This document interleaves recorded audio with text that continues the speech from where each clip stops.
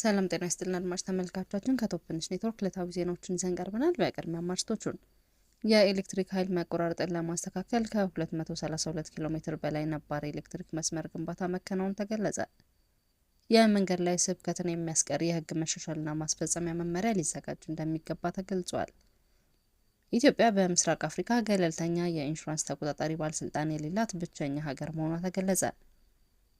የሐዋሳ ከተማ ምክር ቤት በአንድ ወር ገደማ ለሁለተኛ ጊዜ በጠራው አስቸኳይ ጉባኤ የከተማይቱን አዲስ ከንቲባ ሹመት እንደሚያጸድቅ ተሰማ። ጅቡቲ ገዢው ፓርቲ ፕሬዝዳንት እስማኤል ኦማር ጊሌን ለስድስተኛ ጊዜ እጩ አድርጎ አቀረበ። የኤሌክትሪክ ኃይል መቆራረጥን ለማስተካከል 232.84 ኪሎ ሜትር የሚረዝም የነባር ኤሌክትሪክ መስመር ግንባታና የአዲስ መሰረተ ልማት ማስፋፊያ ስራ መከናወኑን በኢትዮጵያ ኤሌክትሪክ አገልግሎት የአዲስ አበባ ሪጅን ኦፕሬሽን ኮኦርዲኔሽን ጽሕፈት ቤት አስታወቀ። በኢትዮጵያ ኤሌክትሪክ አገልግሎት የአዲስ አበባ ሪጅን ኦፕሬሽን ኮኦርዲኔሽን ጽሕፈት ቤት በላከው መግለጫ በተያዘው በጀት ዓመት የመጀመሪያው ሩብ ዓመት የተከናወነው የኤሌክትሪክ መስመር መልሶ ግንባታና ማስፋፊያ 105.38 ኪሎ ሜትር የነባር ኤሌክትሪክ መስመር የመልሶ ግንባታና የአቅም ማሳደግ መሆኑን ገልጿል። 127.46 ኪሎ ሜትር ደግሞ የአዲስ ከፍተኛ የሆነ የኃይል ፍላጎት ባለባቸው አካባቢዎች የ130 ትራንስፎርመር አቅም በማሻሻል መሆኑን ጠቁሟል። ለከተማ አስተማማኝ የኃይል አቅርቦት እንዲኖርና የኤሌክትሪክ ኃይል መቆራረጥን ለመቀነስ 210 አዳዲስ ትራንስፎርመሮች መተከላቸው ተመላክቷል። 3000 የሚሆኑ ለኤሌክትሪክ ኃይል መቆራረጥ ምክንያት የሆኑ ግኝቶች ላይ የማስተካከያ የቅድመ ጥገና ስራ ለመስራት ታቅዶ እንደነበር የተገለጸ ሲሆን 2914 ግኝቶች ላይ የማስተካከያ ስራ እንደተከናወነ ተገልጿል። በአዲስ አበባ ካሉ 36 መጋቢ የምድር ስር ተቀባሪ መስመሮች መካከል 24 የምርመራ ስራ ተሰርቶላቸው ጥገናቸው የተጠናቀቀ ሲሆን ቀሪዎቹ 12 መጋቢ መስመሮች በሁለተኛው ሩብ ዓመት ለማጠናቀቅ እየተሰራ እንደሚገኝ ተመላክቷል። እንዲሁም ከትራንስፎርመሮች ምርመራ ጋር በተያያዘ የሩብ ዓመት መባቻ ድረስ 13205 ትራንስፎርመሮችን ለመመርመር ታቅዶ 112702ቱ ላይ ምርመራ ተደርጎ የጥገና ስራዎች መሰራታቸውን ተገልጿል። የአዲስ አበባ ሪጅን ማስተባበሪያ 31 የኃይል ማከፋፈያ ጣቢያዎችን ተጠቅሞ በተለያዩ የታሪፍ መደብ ያሉ ከ1,055,000 በላይ ለሆኑ ደንበኞች አገልግሎት እየሰጠ እንደሚገኝ ጠቁሟል። የመንገድ ላይ ስብከትን የሚያስቀር የሕግ መሻሻልና ማስፈጸሚያ መመሪያ ሊዘጋጅ እንደሚገባ ተገለጸ። የትኛውም የሃይማኖት ተቋም በማይወክል ይልቁንም ማህበረሰቡን በሚረብሽና በሚያማርር ሁኔታ በመንገድ ላይ የሚደረግ ስብከትን የሚያስቀር የሕግ መሻሻልና መመሪያ ሊዘጋጅ እንደሚገባ የአዲስ አበባ ከተማ ሰላምና ጸጥታ ቢሮ ገለጸ። ቢሮው ይህንን የገለጸው ከአዲስ አበባ የሃይማኖት ተቋማት ጉባኤና ከአዲስ አበባ ከተማ አስተዳደር ኮሚኒኬሽን ቢሮ ጋር በጋራ በመተባበር የሃይማኖት ተቋማት ሚዲያዎችን ለሰላም እሴት ግንባታ ያላቸው ሚና በተመለከተ የግንዛቤ ማስጨበጫ ውይይት ጥቅምት 27 2018 በተካሄደበት ወቅት ነው። የአዲስ አበባ ከተማ ሰላምና ጸጥታ ቢሮ ምክትል ኃላፊ አቶ ብርሃኑ ረታ የጎዳና ላይና በጎዳና ንግድ ላይ የሚደረጉ የሃይማኖት ስብከቶችን በተመለከተ ሲናገሩ በንግድና በመንገድ ላይ እየተጎተቱ እየተሰበክን ነው በማለት ማህበረሰቡ በተደጋጋሚ ቅሬታ ያቀርባል ብለዋል።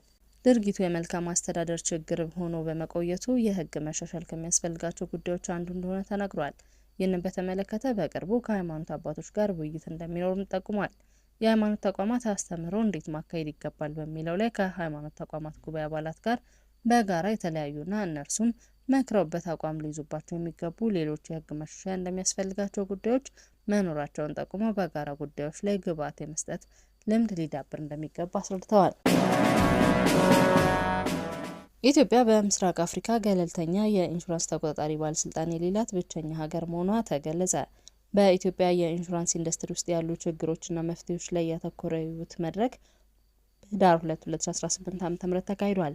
መድረኩን የኢትዮጵያ የመድህን ሰጪዎች ማህበርና ኤፍኤስዲ ኢትዮጵያ በጋራ በመሆን ያዘጋጁ ሲሆን የኢትዮጵያ ኢንሹራንስ ኢንዱስትሪ ብዙ ችግር እንዳለበት ተነስቷል።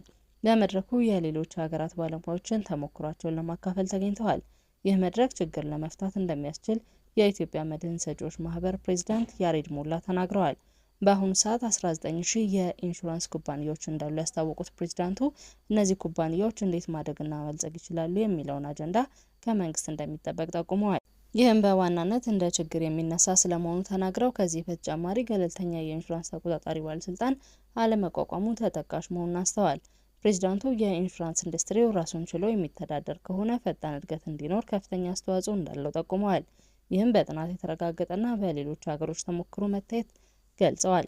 በብሔራዊ ባንኩ በኩል ባለፈው ሰኔ ወር ላይ ተቆጣጣሪ ባለስልጣን ተቋቁሞ ወደ ተግባር እንደሚገባ ያስታወቀ ቢሆንም እስካሁን ተግባራዊ ያልተደረገና እንደሆነ አንስተዋል። ኢትዮጵያ ከምስራቅ አፍሪካ ገለልተኛ የኢንሹራንስ ተቆጣጣሪ ባለስልጣን የሌላት ብቸኛ ሀገር እንደሆነች ተናግረዋል። የሐዋሳ ከተማ ምክር ቤት በአንድ ወር ገደማ ለሁለተኛ ጊዜ በጠራው አስቸኳይ ጉባኤ የከተማይቱን አዲስ ከንቲባ ሹመት እንደሚያጸድቅ ተዘገበ። ምክር ቤቱ በሚያካሂደው አስቸኳይ ጉባኤ ሹመታቸው የሚጸድቅላቸው ከ5 ዓመት በፊት የከተማይቱ ከንቲባ የነበሩት አቶ ጥራቱ በየነ ናቸው። ምክር ቤቱ ለአባላቱ ባስተላለፈው ጥሪ በዕለቱ በሚደረግ አስቸኳይ ጉባኤ እንደሚካሄድም ተረጋግጧል። ምክር ቤቱ በዚሁ ጥሪ አባላቱ ጠዋት በሐዋሳ ከተማ ምክር ቤት በሚገኘው አዳራሽ እንደሚገኙ ቢያሳስብም የጉባኤው አጀንዳ ግን ከመገለጽ ተቆጥቧል። የሐዋሳ ከተማ ምክር ቤት ባለፈው ጥቅምት ወር መጀመሪያ በተመሳሳይ መልኩ ባካሄደው አስቸኳይ ጉባኤ ከተማይቱን በከንቲባነት እንዲመሩ የተሾሙት አቶ ተክሌ ጆንባን ሹመትን አጽድቋል።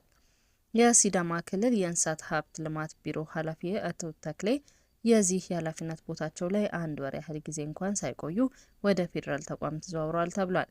አቶ ተክሌ ጥቅምት 21 2018ን ጀምሮ የእንስሳት ጤና ኢንስቲትዩት ዋና ዳይሬክተር ሆኖ መሾማቸውን የሚገልጽ ደብዳቤ በማህበራዊ ሚዲያ ሲሰራጭ ነበር።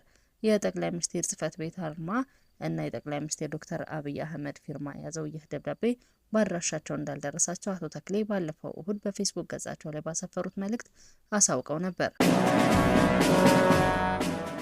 የጅቡቲ ገዢ ፓርቲ እስማኤል ኦማር ጊሌ ለ6ኛ ጊዜ እጩ አድርጎ አቀረበ። የጅቡቲ ገዢ ፓርቲ ፕሬዝዳንት እስማኤል ኦማር ጊሌ ለ6ኛ ጊዜ እጩ አድርጎ አቅርቧል። ፓርቲው ቅዳሜ ጥቅምት 29 2018 ዓ.ም ባወጣው መግለጫ የጅቡቲ ሪፐብሊክ ፕሬዝዳንት የሆኑት እስማኤል ኦማር ጊሌን በመጪው ሚያዝያ ወር 2026 ለሚደረገው ፕሬዝዳንታዊ ምርጫ በይፋ በእጩነት መምረጡን አስታውቋል። ፓርቲው ይህንን ያስታወቀው ከመላ ሀገሪቱ የመጡ ደጋፊዎች በተገኙበት የፔሌዶ ፒፕል በተካሄደው የፓርቲው ጉባኤ ላይ ነው። ፕሬዝዳንቱ ለእጩነት መቅረባቸውን መቀበላቸውን ገልጸዋል። ዓለም አቀፍ ፈተናዎች ባሉበት በዚህ ወቅት ለሰላም፣ ለልማትና ለአንድነት ያላቸውን ቁርጠኝነት አረጋግጠዋል። አድማጭ ተመልካቾቻችን ከቶፕ ኒውስ ኔትወርክ ለዕለቱ ያዝናቸው ዜናዎች እነዚህ ነበሩ። መልካም ቆይታ።